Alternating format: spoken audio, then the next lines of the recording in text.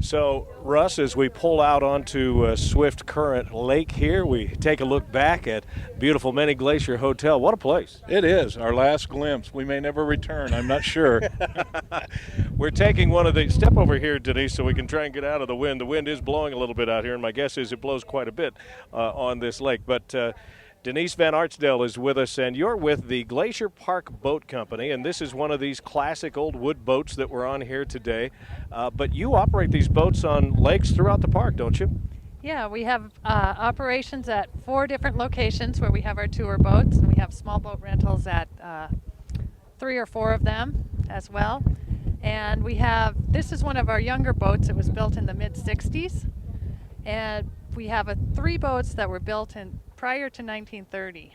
Wow. So, yeah. Classic boats, a classic hotel. We've had this conversation throughout our broadcast about how you come to this park and you really get a sense you've moved back in time. You certainly have, and just to be out here in the middle of this lake and see the beauty that surrounds us is just breathtaking. Our original plan today, Denise, was to take this boat ride and then maybe make our way back over to the Going to the Sun Road where we could get to a hike and go down and see some waterfalls. We had no idea that you can do all of that right here. You can get off the boat. We go across Swift Current Lake here, and then we hike over to Josephine Lake, which is just a short little quarter-mile over, and get on a second boat there, and you can get off at the head of Lake Josephine then and hike from there, and there's waterfalls, and lots of folks come and go with us early in the morning and do the full day hike up to Grinnell Glacier from there.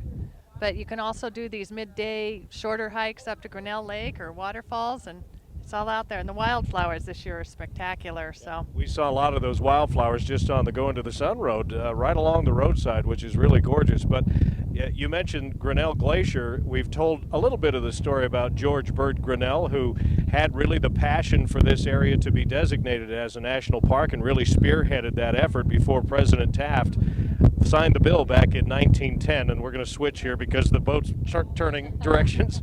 But this is where the glacier is that's named in his honor. That's true, and it's about a 15-mile round hike from the Many Glacier Hotel if you hike the whole way. What a lot of folks do is take our boats across and, like I said, get off at the head of Lake Josephine. A Park Service naturalist does guide a hike at 8:30 in the morning up to Grinnell Glacier. It's about 3.5 miles up and then another 3.5 back down. So it cuts off, riding the boats cuts off about half the hike. And there's some waterfalls along the way. There are. It's the glacier sits up in a cirque that's several hundred feet, probably 600 or 800 feet higher than the Grinnell Lake, which is down below. And so the waterfall comes right down over that. It's beautiful. Russ, we commented how amazing it is when we come from Swift Current. It's a mile up the road, for heaven's sakes. Right. So you're looking at some of the same glaciers, some of the same mountains and trees and water. But when you take that turn on the driveway to get into Many Glacier Hotel, the scenery changes amazingly. It does. Everything changes. You have a whole different perspective on the park from this point of view versus up at the other hotel we were at. It's amazing. And that's really part of the message, I think, Denise, is to get off of the road, even though you can see quite a bit from Going to the Sun. But take the time to get off the road and take one of these short hikes, and you're going to see a whole new perspective. Oh, I completely agree. You get a mile off the road, and a lot of times you can be hiking just half a mile to a mile off the road and not see any other people. Next year, of course, is the centennial, although the celebration actually kicked off this last week with a big picnic, and they were telling us that they had 600 people show up to that, which was pretty amazing. You were sharing with me before we got out onto the boat that the boats are going to be combined with the red bus tours and with horseback rides to make quite an experience for people next year. Yeah, that's right. One of the events, there are many events that are going on for the centennial celebration next year, and one of the events that we're involved in is they're calling it Heritage Tours, and the folks will start at one of the old hotels which is outside of the park, right next to the railroad tracks there, the Belton Chalet. And what folks did was rode the train and got off in these. And in the olden days, they used to do horse trips between the different chalets in the park. And today there are only 2 of those chalets still standing and in operation.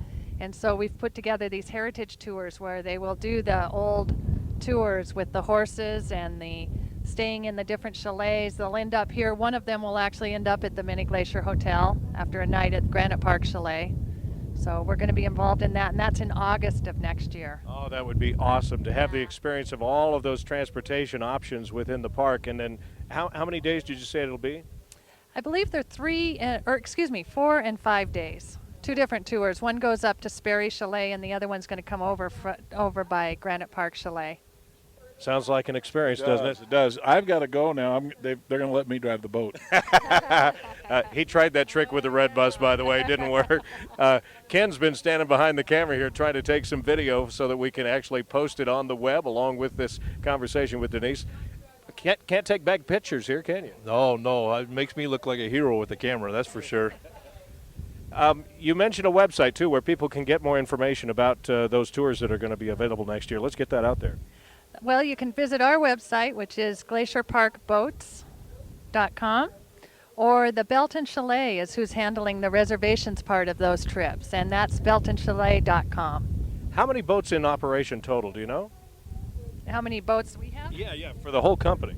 We have 6 of them. Oh. 5 of them are old wooden boats like this one, and then we have 1 newer fiberglass boat. Oh, great. I for some reason, expected there would be more than that, because it seemed like every time we came around a corner on the ride to a lake, there was another boat parked there getting ready for a tour.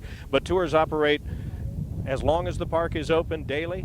Yes, we operate daily. Our season varies a little bit by location, and our schedules vary by location, but we're open all summer long. From Memorial Day is our earliest opening, and then we're open through almost the end of September. And you can't beat the opportunity to stay at one of these lodges and look out the window when the boat arrives, and then just go down a couple of flights of stairs and take in all of this beauty here. It really is, and I've heard it said that this area is sort of like a mini Switzerland. And sure enough, there's all these Swiss signs when you walk through the Many Glacier Hotel. Yeah, that was one of the big selling points, I believe, when they first started making this a park, was that to see America first. They were trying to market it to the people who were going to Europe at the time, to come out here first from Chicago and New York. So, all right, we're headed to the other side of Swift Current, then we'll head over to Lake Josephine. You ready for the adventure? I certainly am. Looking forward to it. 'Cause we're everywhere you go. It's the Amazing Outdoors Radio.